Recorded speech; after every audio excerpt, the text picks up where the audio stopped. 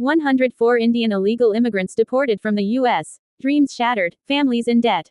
Khushpreet Singh, an 18-year-old from a village in Kurukshetra district, Haryana, bordering the Indian state of Punjab, spent 4.5 Indian rupees, 45 lakh rupees, to illegally travel to the United States 6 months ago. His father, hoping for a better future for his son, took out loans by mortgaging their land, house, and livestock to finance this journey through agents. However, Khushpreet is among the 104 Indian citizens deported from the U.S. due to illegal residency and returned to India on a special flight. After a 6-month-long, dangerous journey, Khushpreet managed to cross the U.S. border on January 22, 2025, but his American dream lasted only 15 days. On February 5, 2025, he was put on a U.S. military aircraft along with other illegal Indian immigrants and sent back to India.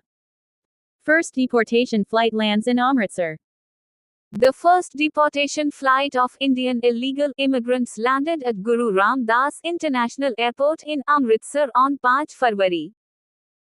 After spending a fortune and risking his life for 6 months, only to be deported within 15 days, Khushpreet is now against illegal immigration. Recalling his perilous journey, he says, "We only had water, and we had to cross forests. We just had to keep walking, never looking back. Whoever stayed close to the guide could make it across the border. Anyone who lagged behind was left behind forever." Detained in a U.S. camp for 12 days. Describing his detention in the U.S., Khushpreet says, "They kept us in an American detention camp for 12 days. On the first day, they told us we would be sent back to India. We thought they were joking, but they were serious. When they put handcuffs on us, we realized the gravity of the situation. Initially, they said they were taking us to a welcome center. We thought they would release us there, but when we got off the bus, we saw a military aircraft waiting for us." Khushpreet, who spent 45 lakh rupees, now hopes to recover at least some of his money so he can start a life in India. "But now, we will not think of going abroad again," he says. Parents left devastated. Khushpreet's father broke down in tears, pleading, "Please return our money, if not all, at least half. We saw dead bodies along the way." Sukhpal Singh, from Tanda Udhamur, was also on the same deportation flight. He recalls, "I traveled for 4 months, crossing forests and seas to reach America.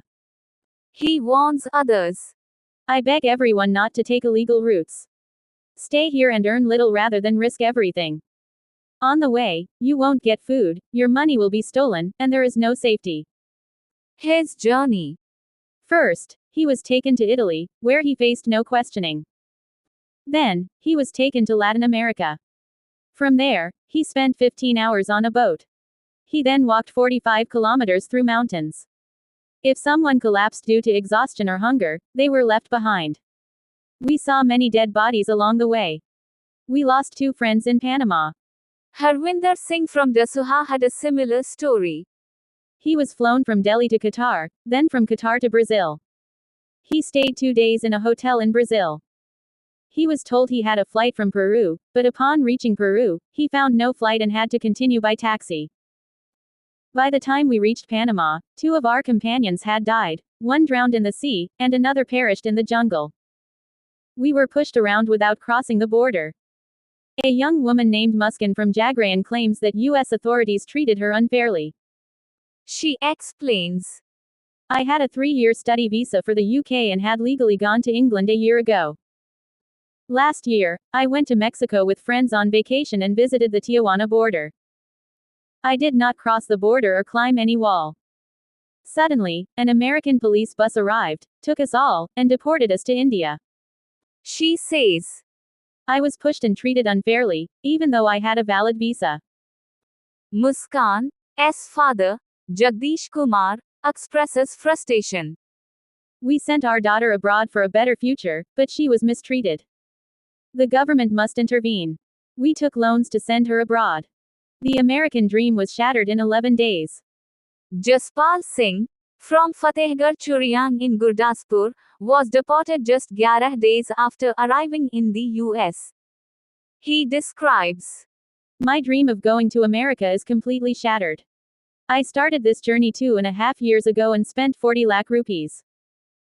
Jaspal first went to the UK on a visitor visa in 2022, where he met an Indian agent in Spain. In July 2024, he entered Europe. He spent 6 months in various countries before finally reaching the US via Panama's jungles.